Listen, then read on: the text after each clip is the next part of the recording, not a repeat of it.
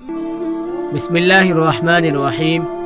ہارون رشید کی بیوی زبیدہ خاتون بڑی نیک اور دیندار ملکہ تھی۔ اس کو قرآن مجید کے ساتھ اتنی محبت تھی کہ اس نے اپنے گھر میں 300 حافظات تنخواہ پر رکھی ہوئی تھی۔ اس نے ان کی 3 شفٹیں بنائی ہوئی تھی، ہر شفٹ میں 100 حافظات ہوتی تھی۔ ان حافظات کو محل کے مختلف کمروں، برآمدوں اور کونوں پر بٹھا دیا جاتا تھا اور ان کا کام اپنی شفٹ میں بیٹھ کر قرآن مجید پڑھنا ہوتا تھا۔ اس طرح پورے محل میں ہر وقت 100 حافظات کے قرآن مجید پڑھنے کی آواز آتی تھی۔ اس خاتون کو پتہ چلا کہ جب لوگ سفر حج پر جاتے ہیں تو ان کو راستے میں پانی نہیں ملتا، اس لیے وہ اپنے ساتھ سواریوں پر پانی لاد کر جاتے ہیں۔ جب کبھی پانی ختم ہو جاتا ہے تو بسا اوقات لوگ پیاسے رہتے ہیں، بلکہ بعض اوقات تو کئی لوگ فوت ہی ہو جاتے ہیں۔ ہر بیوی اپنے خاوند سے فرمائش کر کے کوئی نہ کوئی کام کرواتی ہے۔ اس نے بھی اپنے خاوند سے کہا کہ میرے دل کی تمنا ہے کہ آپ ایک نہر بنوائیں جو میدان عرفات تک پہنچے، تاکہ حاجی لوگ جب اس کے قریب سے گزرے تو ان کو پانی ملتا رہے۔ ہارون رشید نے اس کی فرمائش کو پورا کر دیا اور ایک عظیم الشان نہر بنوا دی۔ اس نہر سے ہزاروں انسانوں، حیوانوں، چرندوں اور پرندوں نے پانی پیا اور فائدہ اٹھایا۔ ذرا سوچے کہ کسی کو پانی کا ایک پیالہ پلانا کتنی بڑی نیکی ہے۔ قیامت کے دن ایک جہنمی کسی جنتی کو دیکھ کر اسے پہچان لے گا اور کہے گا کہ آپ نے مجھ سے 1 مرتبہ پانی مانگا تھا اور میں نے آپ کو پانی کا پیالہ پیش کیا تھا۔ وہ کہے گا کہ آپ اللہ کے حضور میری شفاعت کر دیجئے۔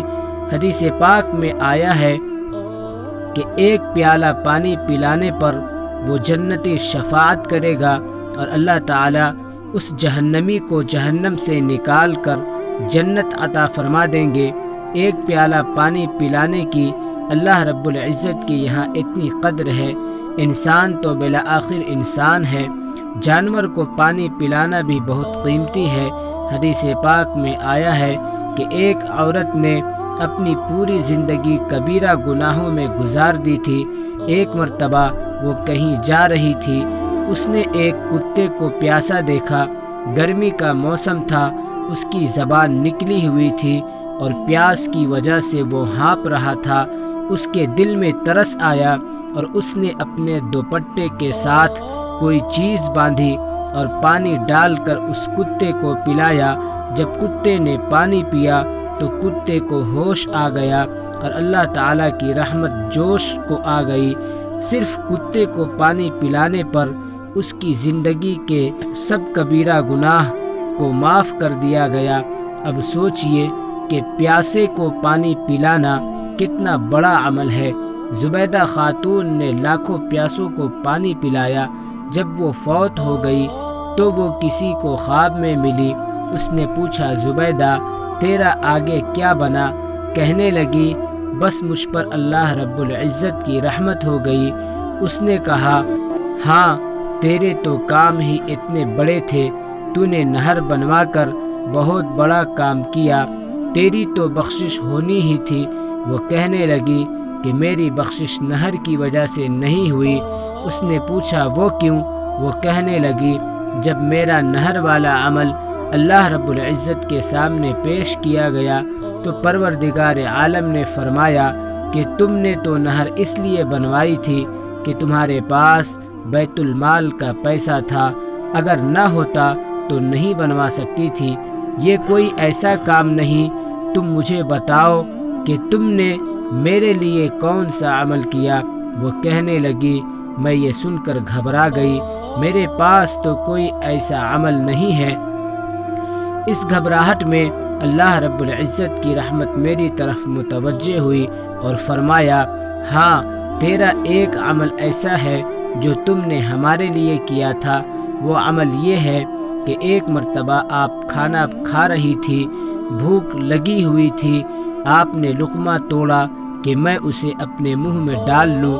منہ میں ڈالنے سے پہلے ادھر سے اذان کی آواز تیرے کانوں میں پڑی، تمہارے سر پر پوری طرح دوپٹہ نہیں تھا اور آدھا سر ننگا تھا۔ اس وقت تیرے دل میں خیال آیا کہ اللہ کا نام بلند ہو رہا ہے اور میرا سر ننگا ہے۔ تم نے اپنی بھوک کو روکا، لقمہ نیچے رکھا اور اپنے دوپٹے کو ٹھیک کیا اور اس کے بعد لقمہ کھایا۔ تو نے لقمہ میں جو تاخیر کی یہ میرے نام کے ادب کی وجہ سے کی، بس اس کی وجہ سے تیری مغفرت کی جاتی ہے۔ سبحان اللہ، اللہ رب العزت تو یہ دیکھتے ہیں کہ ہماری رضا کے لیے کیا کیا گیا۔ اب یہ عمل دیکھنے میں چھوٹا سا ہے، مگر چونکہ اس نے یہ اللہ رب العزت کی رضا کے لیے کیا، اس لیے اللہ رب العزت کے یہاں اس کی قدر بھی زیادہ ہوئی۔